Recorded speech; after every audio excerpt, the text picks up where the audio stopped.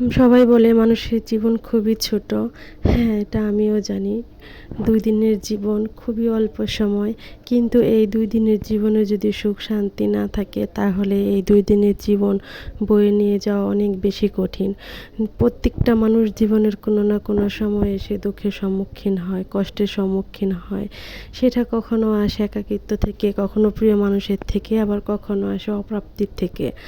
তো সেটাই জীবনের অনেকটা সময় পার করে চলে এসেছি।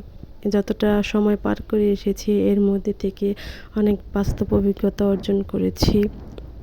অনেক কিছু থেকে শিখেছি, অনেক কিছু মানুষের কাছ থেকে শিখেছি, মানুষের ব্যবহার থেকে শিখেছি। তো সব কিছু মিলিয়ে তারপরও বলবো আলহামদুলিল্লাহ, আল্লাহ যেভাবে রাখে সেভাবেই সবসময় আল্লাহর দরবারে শুকরিয়া আদায় করা উচিত। তো এখন ভালো আছি, বাচ্চা-কাচ্চা, নিজের সংসার নিয়ে যেভাবেই আছি, যতটা সুখে আছি, শান্তিতে আছি আলহামদুলিল্লাহ। তো এই যে কথা বলতে বলতে এখানে আমি কলিজাটা ভুনা করে নিয়েছি। ভুনা না, একটু ঝোলঝুলি করেছি, কারণ হচ্ছে এটা রুটি দিয়ে খাওয়া হবে। ধন্যবাদ সবাইকে ভিডিওটি দেখার জন্য।